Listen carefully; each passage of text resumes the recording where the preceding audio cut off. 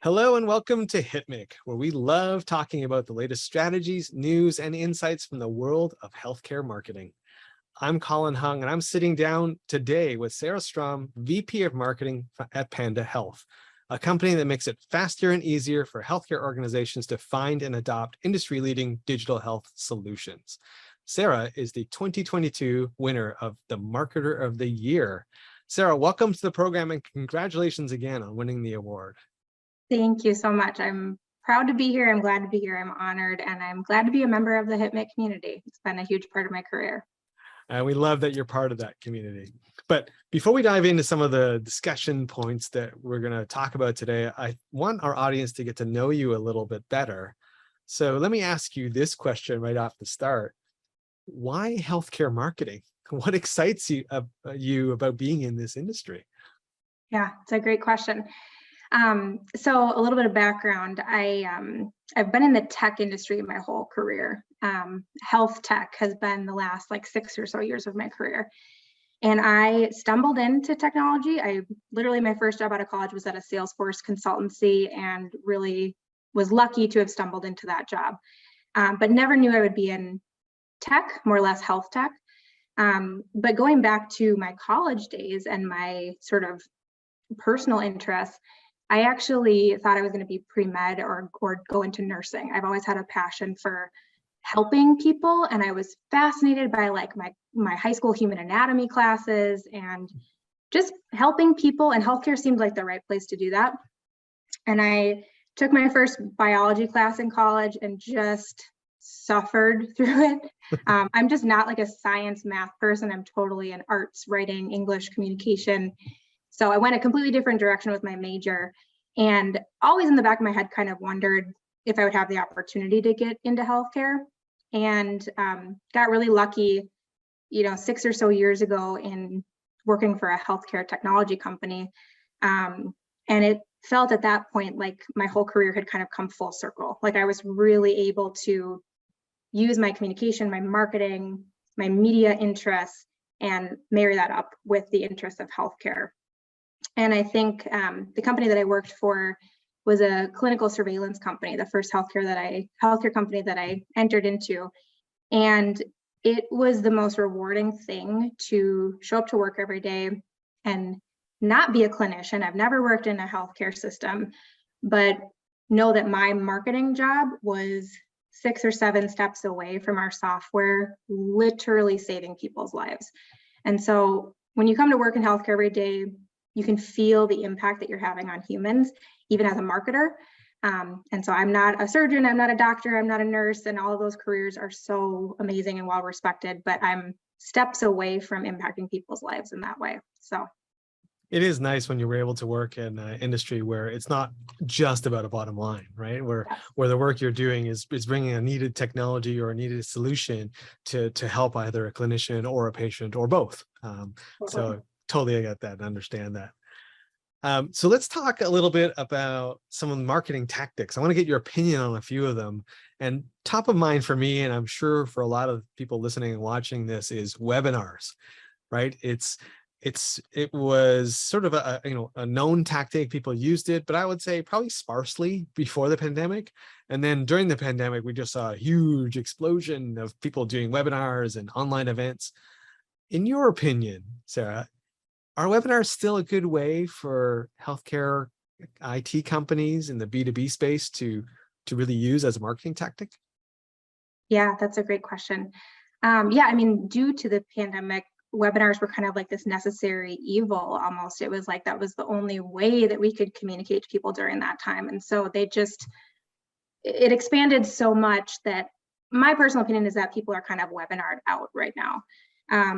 We still do webinars at Panda, but I think, one exercise that we've recently done is really running more of an ROI analysis on the effort that goes into a webinar and the output that comes out of it in terms of leads or conversions or meetings or what have you. And I think there's still a time and place for webinars. I think it really just comes down to shifting the strategy a bit.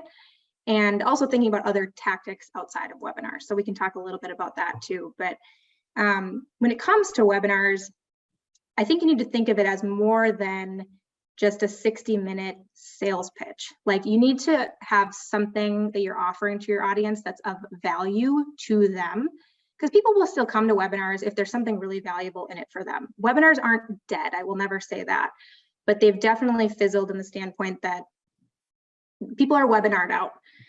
And so I think, you know, some of the tactics that we've been experimenting with at Panda, and certainly what I'm seeing in the industry, is offering shorter webinars. So things like 10-minute sessions, 15-minute sessions, maybe 30-minute sessions, definitely moving away from the full 60-minute webinars, because nobody has time for that. And nobody also is going to go back and watch 60 minutes of on-demand webinar content. It's just not realistic. Now, there's one thing, on the other hand, if you want to produce a 60-minute webinar and chop it up into little bite-sized pieces, or produce a 30-minute webinar and also publish it on your podcast, and you think about other media or mediums that may be more likely for people to latch onto and listen in on. But looking at your traditional, like, 45-minute or 60-minute slide-heavy webinar is just not where it's at these days. So I think marketers need to get more creative about their webinar approaches. And even something as silly as, don't call it a webinar. Can you call it a virtual event, and do something with that virtual event to make it more exciting than just a webinar, right? Like, at the end of the day, a virtual event is basically a webinar, but are there other ways you can engage with attendees through, you know, survey tools, or through sending them something in advance, you know, direct mail in advance of your virtual event or webinar to really get them engaged? I just think marketers really need to think outside the box when it comes to virtual events and webinars nowadays. I love some of the tactics you're mentioning here, like shortening the webinar down to 30 minutes, chunking up the webinar after you've recorded it into smaller bite-sized pieces, reusing it on different platforms like a podcast. That is excellent tactics for eking more value out of a webinar, because I totally agree with you. I think certainly I feel that the audiences are kind of bored of webinars. Like, they've got, you know, they've been there, done that. They're all taking a break. So you got to get that much more creative with webinars. But I'm glad to hear that you don't think they're dead. I don't think they're dead, but I think, you know, we need to also think about what other channels are we using aside from webinars. And so, you know, some things that we've been leaning into at Panda, or things that we've been exploring, are podcasts. I mentioned that, you know, even if you're recording a webinar and repurposing that audio into a podcast format, that could be a good way, but also just being guests on other people's podcasts. I think we are in a very much podcast era where people will multitask, either while they're working from home on something more mindless, or while they're doing laundry or taking the dogs for a walk. Like, podcasts are just such a great way to ingest information a little bit passively, but still retain it. We've been investing in short form video. And so, you know, I'd mentioned, even with a webinar, if you record it, can you chop it up into little bite-sized pieces? I see, you know, a good amount of this through thought leaders that I follow on LinkedIn, but if you can post a 30-second clip of something, or even a 1-minute clip of something, that's going to be way more attractive to your audience than a 8-minute clip. Like, literally nobody is going on social media right now to watch an 8-minute video. They're just not. And I think with the short form video, something for marketers to really consider is scrappy, informal, relatively low production quality. Like, we live in this era where you and I are hopping on Zoom and we're recording a video right now, and you don't need to pay a video production crew $50,000 to produce a commercial quality video anymore. And I actually think people like the authenticity of a scrappier video, because it's real people, and it's real life, and we're all working from home and have this sort of informal video capability. The other thing I'll mention there is just that there's a big trend right now in the fact that, like, TikTok is becoming the most used search engine, like surpassing Google. And even personally, I will use Instagram as a search engine for certain things. And you think about that short form video and how people really want to receive information nowadays. And it's just not through a 60-minute webinar. So we're exploring some things like that, short form video, podcasts, lots of other things beyond that. But I think when it comes to content, those are things that work really well outside of webinars. Is there, because one of the best things about webinars was that you got people to sign up, right? You got the registration and the email information. Podcasts are great, but you can't get the same data. I mean, you get the listens, you get that, but unless they've downloaded or listened in the past, it's not really a great lead gen tool, at least classically. Yeah. Are there any sort of webinar replacements that have been effective for you in terms of generating those form fills? Yeah, that's a really good question. I think I go back to my roots with this answer, and my roots really are in event planning, period. So I'm a marketer and I do, every type of marketing that you could imagine, but my career, I've spent a lot of time in event planning, and whether that's trade shows, user group events, virtual events, happy hours. I think, thankfully we are through what seems to be the worst of the pandemic. And I find myself recommending to our team and really leaning into in-person events again. I really think that that's critical. I think it's tricky to generate other sort of digital ways like webinars to generate leads. Like webinars, like I said, they're not dead, but they're just trickier to get leads from nowadays. And I personally find so much value in just connecting with people in person. So that's what I am recommending right now is, doesn't need to necessarily be in person. Even if it is a virtual event, you could offer something like a big giveaway in relation to that virtual event. And people could fill out a lead form to be entered to win a $500 Amazon gift card or something like that, as long as you're offering them something of value. But yeah, I just go back to that in-person thing. I think moving slightly away from webinars and just getting back to the basics of human connection. Like I think of, when I saw you at Vive and Vive was kind of like it was like the coming out party, getting back into events because we had all been cooped up for so long, and it just felt really good to be in person with people. So I think that's super important. I like where you're going with this, because I think if you're burnt out over webinars, then in person is it's like the re-energizing, right? I can connect with people in person again. So that's wonderful. Sarah, let me ask this question of you.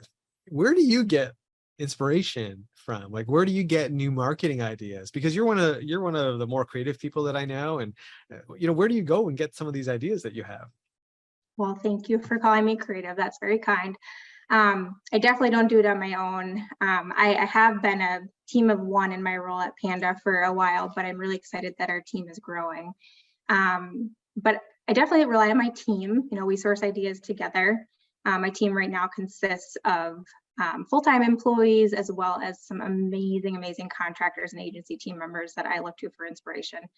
The HIPMIC community itself has been a massive source of inspiration for me. All of the resources that you guys are putting together, whether it's your newsletter or the HIPMIC event, the group on LinkedIn where we can connect. It's just a really great way to source ideas from other like-minded healthcare marketers.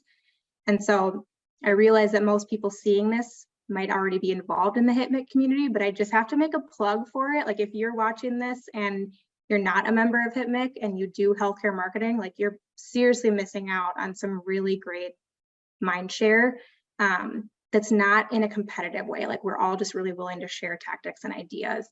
And that's so valuable.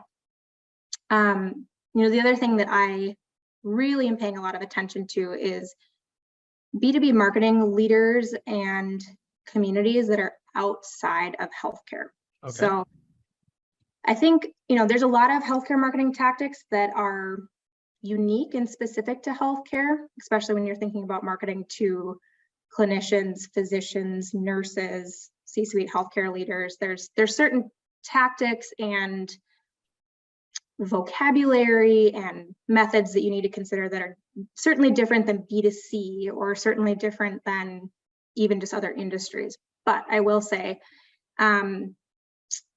looking outside of the healthcare industry, I feel like a lot of the healthcare industry stuff can feel similar, or it can feel like it's not getting old, but you're just sort of seeing the same things. You're seeing the same ads, you're seeing the same things, like an ad on LinkedIn that's like, download our white paper. And I'm guilty of that too. Like we have white papers that people download, right? But thinking about how would a B2C company promote a new asset or material or product? How would they design that graphic? How would they market this to consumers? And it's still, you know, a B2B lens, but just thinking about it a little bit differently. So I'm a member of quite a few marketing communities, particularly ones that are run on Facebook, Okay. that are just communities of like-minded B2B marketers from all sorts of industries. And I'm going to put a plug in here for this one. It's called Exit 5. But it's a paid Facebook community led by Dave Gerhardt, who's the former chief marketing officer at Drift, which is a chatbot company. And that community has been a huge game changer in terms of my career. It's just a bunch of really creative, energetic marketers that are passionate about doing creative things, doing demand generation marketing, brand awareness. It's not just all about like, how can I get leads? It's how can I build this really authentic, trustworthy brand that will bring people to my brand when they have a need. So I've sourced a lot of ideas through that, and I'm really grateful for that as a resource as well. Awesome. Thank you for sharing that. I'll definitely have to check that one out on Facebook. Yeah, it's a good one. Let's turn a little bit more tactical. Sarah, what have you learned from your last few marketing projects that you will now carry forward with you for a long time? Like, what are some of those lessons learned? What are some of those I won't say lifelong, but certainly indelible, that have made an indelible mark on you in terms of learnings from a marketing related project? Yeah, great question.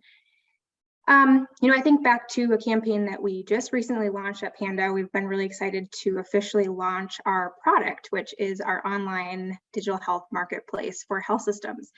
And part of that product launch was sending communications to our customer base. I think about how that campaign and communication went, and I think back to so many other campaigns that I've run in the healthcare space, and a huge learning that I've had over the several years that I've been in healthcare marketing is that we cannot rely on email as a source to communicate important information. We need to consider it, and email should probably always be a part of your campaigns, but we can't rely on it as the sole source of communication. And I think there's varying reasons for that, including if you're using a tool like HubSpot, Pardot, Marketo, Eloqua, you know, other tools like that, it's easier to get stuck in your customers or prospects spam folders at health systems. So if you're listening to this and you're new to healthcare marketing, you may be experiencing struggles related to that, and it's certainly not new to me. Hospital spam filters are so much tighter than many other industries because they get the majority of spear phishing and phishing attacks. And so while we're able to successfully get through to people's inboxes, there are some where they're not. You know, they just have such strict firewalls that we can't get through. And so we always want to be thinking about multifaceted ways to communicate our most important messages. So thinking like, can our team of account managers also do some personalized email outreach from their corporate email address? Can our team do some phone calls? Can we be direct messaging people on LinkedIn? You know, I think back to a campaign that I ran at a previous company where we did a virtual user group event, and we used the phone as one of our most successful methods to get people to register, just calling people. And while a lot of people didn't answer, you leave them a voicemail and they'll actually call you back. And it's sort of getting back to like the old school methods of marketing, where, you know, whether it's phone or whether it is like a LinkedIn DM, or maybe you have these people's text, you know, their phone numbers to text them. You just always need to be thinking about the fact that email can't be the end all be all communication method for really important things like a product launch, or like, you know, if you're trying to get people to register for an event. Think about how can you do things 4 different ways, basically. How can you sort of duplicate or replicate that communication through other media or mediums? A true omni-channel approach. I love it. Yes. I love it. Final question for you before we get to the end.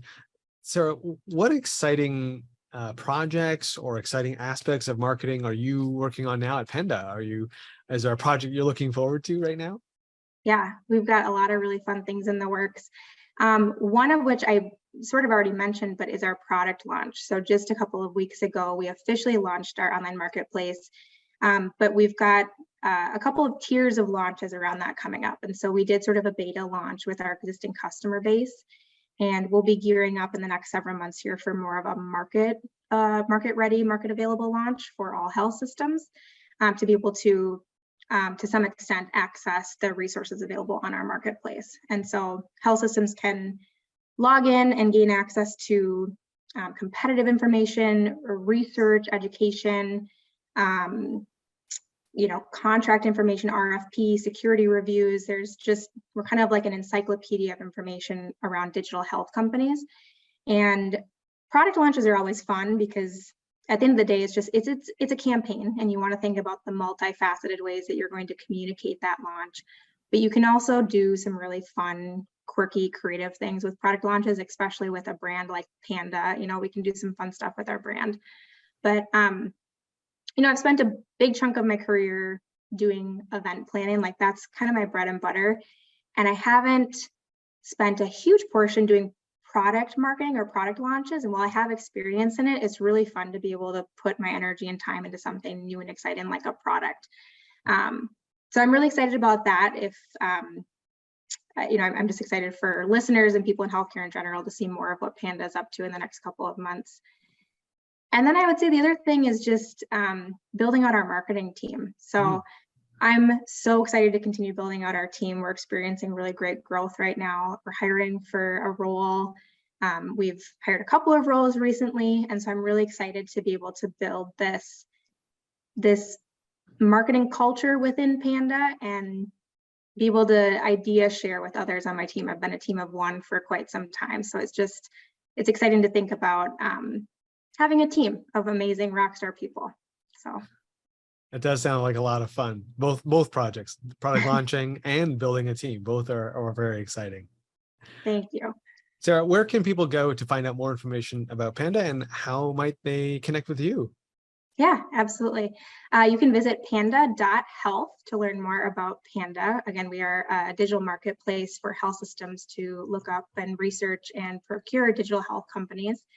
And I would love if you wanted to connect with me on LinkedIn. I'm very active on LinkedIn, and I'd love to be a resource for you or connect with you there. So Sarah Strom on LinkedIn, and I'll accept your connection request.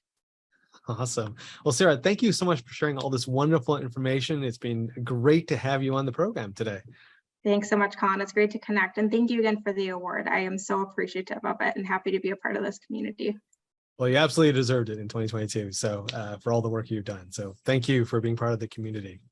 Thanks, and Colin. Hey, if you enjoyed this interview as much as I did, we'd love for you to subscribe, rate, and give us a review on iTunes, YouTube, or wherever you're listening and watching this. Also, head on over to hitmake.com, where you can access free articles, industry news, and insightful insights. You can also connect with us on Twitter using the hashtag HITMC. I'm Colin Hong, along with Sarah Strom. Thanks for being here.